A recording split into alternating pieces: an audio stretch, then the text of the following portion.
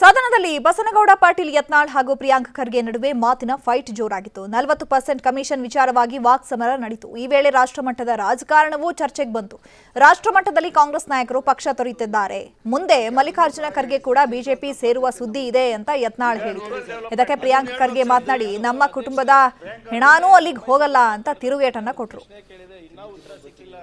ನಮ್ಮ ಉಪನಾಯಕರು ಏನಾದ್ರು ಕೊಡ್ತಾರ ಅಂತ ನಿರೀಕ್ಷೆ ಇದೆ ನನಗೆ. ಎಲ್ಲಾ ಇಲಾಖೆಗಳಲ್ಲೂ ಕಳೆದ ಸರ್ಕಾರ ಎಷ್ಟೆಷ್ಟು ಬ್ಯಾಲೆನ್ಸ್ ಇಟ್ಬಿಟ್ಟು ಹೋಗಿದ್ವಿ, ಬಾಕಿ ಅದನ್ನು ಸಹ ಹೇಳಿ ಸರ್, ತೀರಿಸುವಂತ ಬಾಧ್ಯತೆ ನಮಗ್ ಬಂದಿತ್ತು. ಈಗ ರೂರಲ್ ಡೆವಲಪ್ಮೆಂಟ್ ಅದನ್ನ ಹೇಳ್ಬೇಕು ಸರ್ ದಯವಿಟ್ಟು. ಪ್ರಿಯಾಂಕ ಖರ್ಗೆ ಅವರು ಬಹಳ ನಮ್ಮ ರಾಜ್ಯದ ಒಬ್ಬ ನಾಯಕ. ಅವರು ಮುಂದಿನ ಮುಖ್ಯಮಂತ್ರಿಗಳು ಕೂಡ ಕಾಂಗ್ರೆಸ್ ಸರ್ಕಾರದಿಂದ ಆಗ್ತಾರ ಅಂತ ಹೇಳಿ ಎಲ್ಲ ಅವರು ಹೇಳ್ತಾರೆ, ಬೇರೆಯವರು ಕೂಡ ಹೇಳ್ತಿದ್ದಾರೆ. ಸಮ್ಮತ ಇದೆ ನೀವ ಹೇಳಿದ್ದು. ಆದ್ರ ಹಂಗಾಗಿ ದೇಶದಾಗ ಯಾರ್ಯಾರು ಬಿಜೆಪಿ ಸೇರ್ತಾರ ಗೊತ್ತಾಗಲ್ಲ. ಕಮಲ್ನಾಥ್ ಸೇರ್ತಾರೆ, ಅವ್ರ ತಂದೆಯವರು ಮಲ್ಲಿಕಾರ್ಜುನ ಖರ್ಗೆ ಅವ್ರದ್ದು ಸುದ್ದಿ ಎದ್ದೈತಿ, ಬಿಜೆಪಿಗೆ ಬರ್ತಾರೆ. ನಮ್ಮ ಕುಟುಂಬದ ಪ್ರಿಯಾಂಕ ಖರ್ಗೆ ಅವರು ಬಹಳ ನಮ್ಮ ರಾಜ್ಯದ ಒಬ್ಬ ನಾಯಕ. ಅವರು ಮುಂದಿನ ಮುಖ್ಯಮಂತ್ರಿಗಳು ಕೂಡ ಕಾಂಗ್ರೆಸ್ ಸರ್ಕಾರದಿಂದ ಆಗ್ತಾರ ಅಂತ ಹೇಳಿ ಎಲ್ಲ ಅವರು ಹೇಳ್ತಾರೆ, ಬೇರೆಯವರು ಕೂಡ ಹೇಳ್ತಿದ್ದಾರೆ. ಸಮ್ಮತ ಇದೆ ನೀವ ಹೇಳಿದ್ದು. ಆದ್ರ ಹಂಗಾಗಿ ದೇಶದಾಗ ಯಾರ್ಯಾರು ಬಿಜೆಪಿ ಸೇರ್ತಾರ ಗೊತ್ತಾಗಲ್ಲ. ಕಮಲ್ನಾಥ್ ಸೇರ್ತಾರೆ, ಅವ್ರ ತಂದೆಯವರು ಮಲ್ಲಿಕಾರ್ಜುನ ಖರ್ಗೆ ಅವ್ರದ್ದು ಸುದ್ದಿ ಎದ್ದೈತಿ, ಬಿಜೆಪಿಗೆ ಬರ್ತಾರೆ. ನಮ್ಮ ಕುಟುಂಬದ ಹೆಣಾನು ಹೋಗಲ್ಲ ಅಲ್ಲಿ, ಹೆಣ ಕೂಡ ಹೋಗಲ್ಲ ಅಲ್ಲಿ ಬಿಜೆಪಿಗೆ.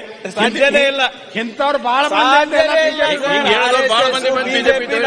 ನಮ್ ರಕ್ತದಲ್ಲೇ ಇಲ್ಲ, ರಕ್ತದಲ್ಲೇ ಇಲ್ಲ.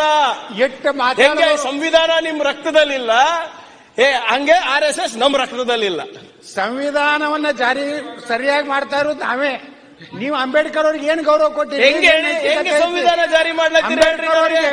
ಒಂದು ಸಮಾಜಕ್ಕೆ ಒಂದೇ ಧರ್ಮಕ್ಕೆ ನೋಡ್ಬಿಟ್ರೆ ಸಂವಿಧಾನ ಜಾರಿ ಹೆಂಗ? ವಿಧಾನಸಭೆ ಕಲಾಪದಲ್ಲಿ ಬಜೆಟ್ ಮೇಲೆ ಶಾಸಕ ಅರವಿಂದ್ ಬೆಲ್ಲದ ಚರ್ಚೆ ನಡೆಸುತ್ತಿದ್ದಾರೆ. ಸಿದ್ದರಾಮಯ್ಯ ಬಜೆಟ್ನಲ್ಲಿ ಸಾಲ ಮಾಡಿ ತುಪ್ಪ ತಿನ್ನಿಸಲು ಮುಂದಾಗಿದ್ದಾರೆ. ರಾಜ್ಯದ ಉತ್ಪನ್ನ 2.63 ಲಕ್ಷ ಕೋಟಿ, ಆದರೆ 3.71 ಲಕ್ಷ ಕೋಟಿ ಖರ್ಚು ಮಾಡೋದಾಗಿ ಬಜೆಟ್ನಲ್ಲಿ ತೋರಿಸಿದ್ದಾರೆ ಅಂತ ಹೇಳಿದರು.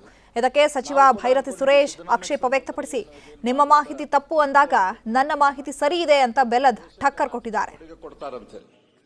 ಇವತ್ತು ಸಿದ್ದರಾಮಿಕ್ಸ್ ಅಂತಂದ್ರೆ ಏನಾಗಿಬಿಟ್ಟೈತಿ ಅಧ್ಯಕ್ಷರ, ನಮ್ಮ ಉತ್ತರ ಕರ್ನಾಟಕದಲ್ಲಿ ಒಂದು ಗಾದೆ ಐತಿ, ಸಾಲ ಮಾಡಿ ತುಪ್ಪ ತಿಂದ್ರು ಅಂತ ಹೇಳಿ.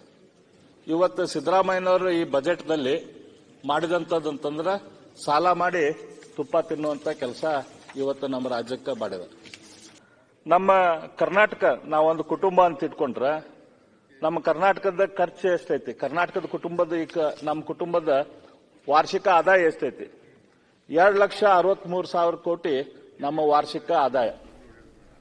ಇವತ್ತು ಸಿದ್ದರಾಮಯ್ಯನವರು ಕೊಟ್ಟಂತ ಈ ಬಜೆಟ್ದಲ್ಲಿ ಅವ್ರು ಕೊಟ್ಟಂತ ನಮ್ಮ ರಾಜ್ಯದ ಖರ್ಚಿನ ವಿವರ ಏನ್ ಕೊಟ್ಟಾರ ಅವರು. ಇವತ್ತು ಕನ್ನಡಿಗರ ಮೆಚ್ಚಿನ ನಿಮ್ಮ ನ್ಯೂಸ್ 18 ಕನ್ನಡ ಈಗ ವಾಟ್ಸ್ಆಪ್ನಲ್ಲಿಯೂ ಲಭ್ಯ. ಕರ್ನಾಟಕ ಮತ್ತು ದೇಶ ವಿದೇಶದ 360 ಡಿಗ್ರಿ ಸುದ್ದಿ ವಿವರವನ್ನ ನೀವು ನಿಮ್ಮ ಕೈ ಬೆರಳುಗಳಲ್ಲಿಯೇ ಪಡೆಯೋದಿಕ್ಕೆ ಈ QR ಕೋಡ್ ಅನ್ನ ಸ್ಕ್ಯಾನ್ ಮಾಡಿ. ನಮ್ಮ ಚಾನೆಲ್ ಅನ್ನ ಫಾಲೋ ಮಾಡಿ, ನೋಟಿಫಿಕೇಶನ್ ಆನ್ ಮಾಡಿ.